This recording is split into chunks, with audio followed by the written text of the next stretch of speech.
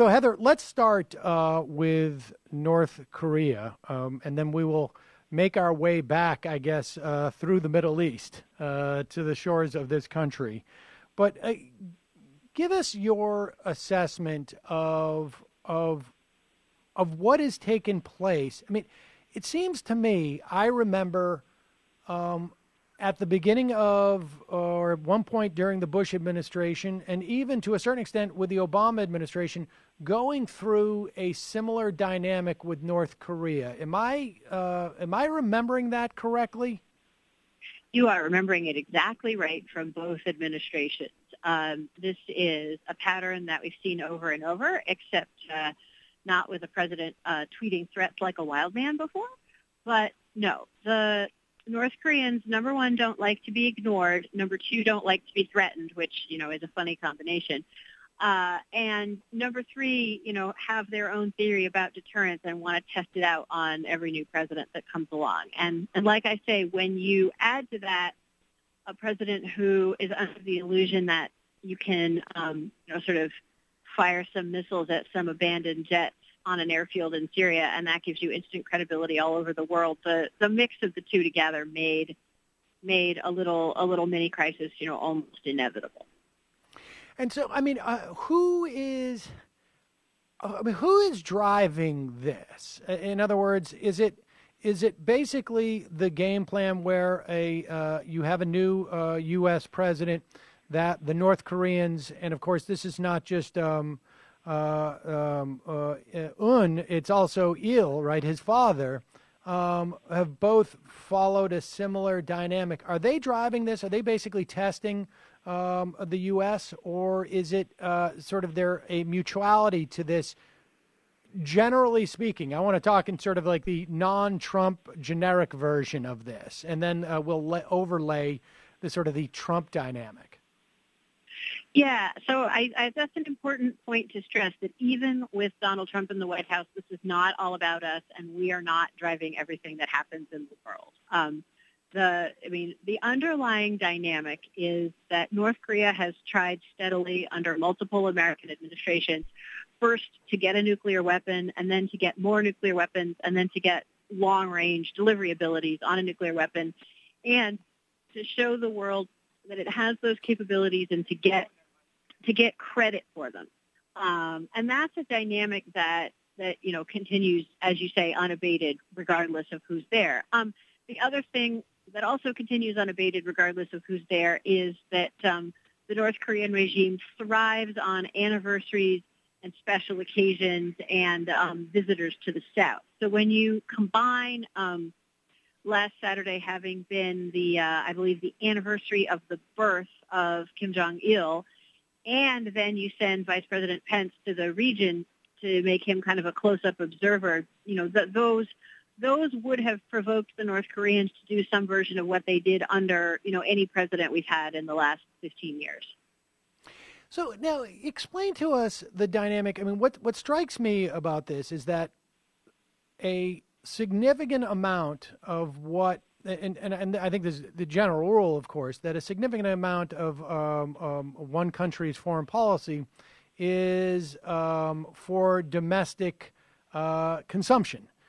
How much of this is on North Korea's part is that dynamic? And then how much of what Trump is doing is wrapped up in that dynamic? Because I imagine the dynamic between domestic consumption and foreign consumption has been fairly static in terms of North Korea, although that may change on specific experiences. But I imagine on the American side, I think it's different than it was under, let's say, President Obama. But you tell us. It's not very often I get asked a question and I say it's easier to answer that question about North Korea than it is about Washington. I hope that never happens again. But no, we know that the regime presents its security and nuclear capabilities and its own outsized version of the threat that it supposedly faces from everyone around it as the primary justification for its existence to its people. So something like the parade that you saw on Thursday with the mock-ups of new missiles, which, by the way, analysts are still struggling over which ones were actually new missiles and which were literally old missiles with parts made of cardboard taped on them to make them look fancier. That has a very, very strong domestic component, and the timing of tests on anniversaries and so on has a very strong domestic component. And as you say, that hasn't changed. I'm going to use the humility I try to use when talking about North Korea, and also apply it to your question about this White House. I don't know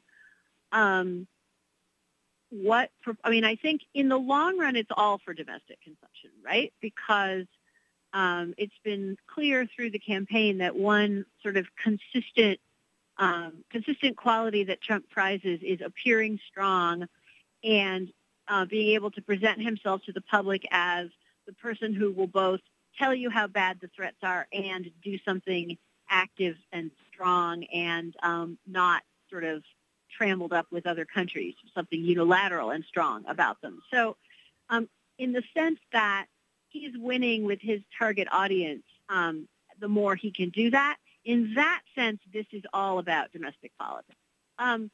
But, as I said, the fact that North Korea is, in fact, trying to get a missile that can threaten the west coast of the United States, did, in fact, test a missile, did, in fact, roll out new missiles, that's not something that you can blame on Trump's desire to play strong man in a dangerous world to an American audience. And they were a set of actions from the North Korean side that any American president would have responded to. Now, most American presidents, number one, wouldn't have responded to it on Twitter.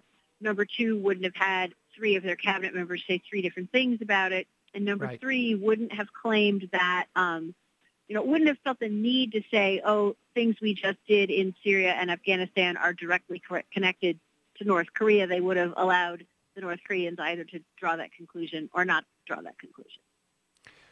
So how precarious is it that Trump has added this layer of Trumpism over it? I mean, I guess there's two things that can make it precarious. One is if he feels he has to act to maintain this image that he has created with his base, right? And the other is how much as what he is doing, which is erratic, I think is a generous, is a charitable way of saying it. I mean, you have three different officials, top officials in terms of foreign policy saying three different things. That sends obviously mixed signals. How much of that, how does North Korea interpret that? Does that put us in a more precarious position?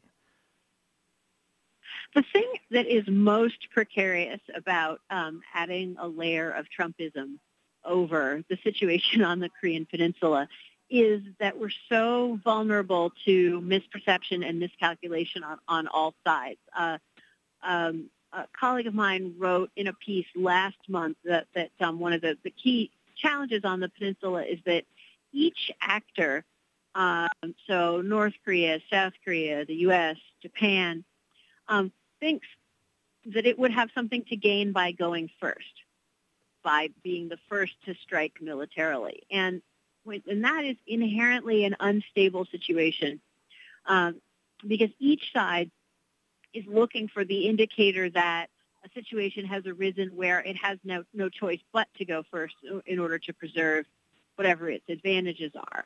And so the more you have any actor, and, let's not forget that the North Koreans are not exactly the most calm and predictable actor you could wish for.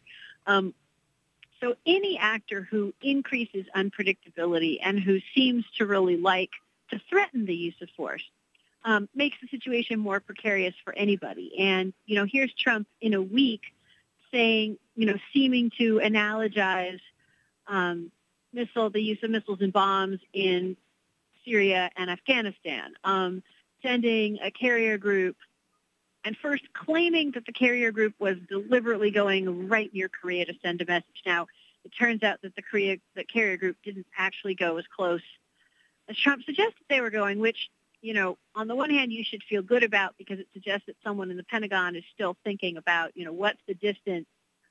The Koreans know very well the range of the missiles and planes in that carrier group. And so the Koreans can measure the distance too. But, the statements by themselves are something that you can't rule out that a North Korean leader would feel it necessary to respond to. All right. Well, we got to take a break. When we come back, I want to ask you just a little bit more about how the North Koreans might be interpreting Donald Trump and his administration. And then I want to turn toward the Middle East and Donald Trump's equally baffling policy in regard to Syria. We got to take a quick break. I'm talking to Heather Hurlburt. This is Ring of Fire Radio. I'm Sam Seder. We'll be back in a moment.